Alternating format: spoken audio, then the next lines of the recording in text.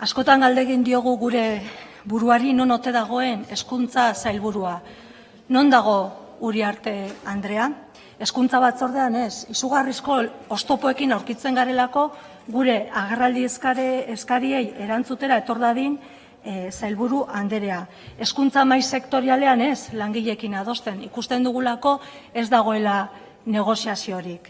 Barakaldon ez, agerian geratu delako, La Milagrosako ikastetxearen itxieraren aurrean, aurpegia eman beharrean, konponbideak bilatu beharrean, nahiago izan duzuela, eskuak garbitu, eskuak erantzunkizuna bestei pasa, eta La Milagrosaren ikastetxea itxierara kondenatu.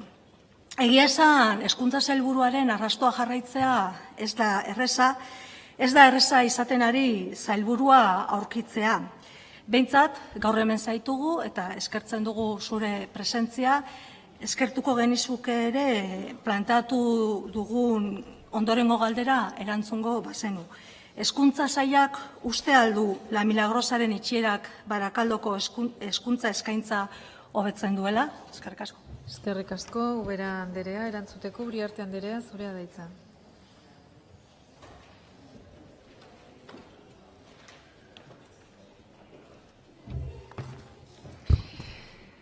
Legebiltzar presidente Anderea, Ubera Anderea, dakizunez, 2017ko honetako urtarrilaren 16an, Karitateko Aizpek ikastetxearen titularrek, hau da, ikastetxe tundua, titulartasun pribatua eta kudeaketa pribatua duen ikastetxeko titularrek jarduera usteko eskaera egin zuen formalki Bizkaiko lurralde ordezkaritzan.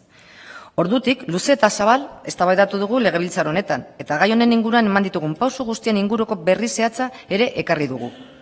Joan zen otsailaren 3an, osoko bilkura honetan azaldu nuen bezala, hezkuntza sailak gai honen berri izan zuen lehen unetik lanian aritu gara, eta lanian jarraitzen dugu, hezkuntza konponbiderik egokiena aurkitzen laguntzeko. Hemos mantenido y estamos manteniendo contactos y reuniones con todos los agentes implicados.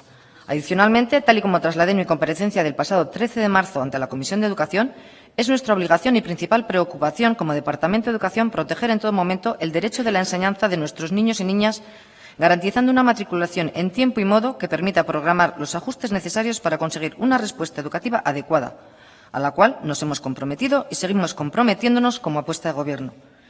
En este sentido, ya trasladamos en dicha comparecencia que una vez cerrado el plazo de solicitud de admisión para el curso 2017-18, en el municipio de Baracaldo quedan plazas de sobra para matricular a todos los alumnos que todavía no habían ejecutado ninguna elección. En el IES Minas para DBH, incluso en el propio Rontegui, pero también en Juan Ramón Jiménez modelo B, si quieren. Hoiekin batera duela hilabete bat, baino gutxiago maiatzaren 3an izan zen hezkuntza batzordeak. La Milagrosa ikastetxearen inguruko legez besteko proposamena eztabaidatu eta onartu zuen. Beraz, gai honen inguruko berri emateak, eztabaidak, azterketak eta akordioak ugariak izan dire. Eta legebiltzarrak berak Milagrosaren inguruan erabaki bat hartu du jada. Eskerrik asko, Uriarte Anderea, Ubera Anderea, zurea da hitza.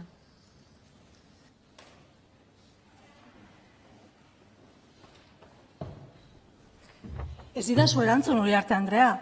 Galdetu dizut ea Milagrosaren itxierak Barakaldoko hezkuntza eskaintza hobetzen duen edo ez.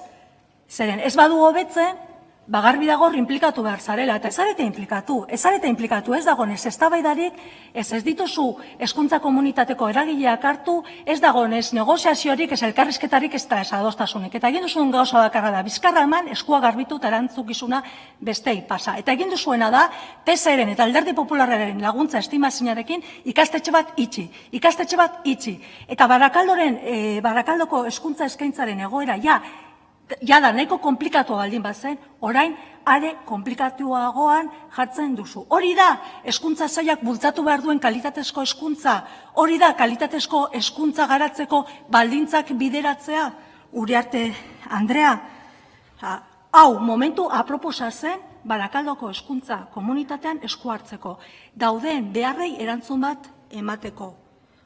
Ditugun arazoak probestu behar dira konponbideak emateko. Eta dagoen egoera konplejoari buelta emateko, baina ez, beti kontrako bidea hartzen duzuen. Toki guztietan ez dira baliabide berberak behar kalitatezko hezkuntza proiektu bat garatzeko. las desigualdades requieren una respuesta desigual para garantizar la igualdad de oportunidades de todas las personas. Aber ikasten duzuen, Eta iruditzen zaitor, ez duzuela txukun jolastu, jolastu ez, jokatu. Hau ez da hezkuntza sailburu baten jarrera, eta berriro ere, agerian geratu da, legegintzaldi osoan zehar eta aurreko legegintzaldian egiten ari zaretena. Familiei, ikasleei, hezkuntza komunitateai, irakasleei, bizkarra eman eta bidean utzi, bide baztarrean utzi. Eta eskatu nahi dizuguna da, mesedez jarrera aldatzeko, beste ekarpen bat egingo dugu, beste proposamen bat mahai gainean jarriko dugu, eta benetan aztertu. Eztabaidatuko dugu nahi baduzu ez, hemen bakarrak izan gara, ekarpenak mahai gainean jarri dugunak, eztabaidatzeko prest egon garenak, elkarrizketarako prest egon garenak, negoziatzeko eta bidea emateko konponbideari. Eskerrik asko.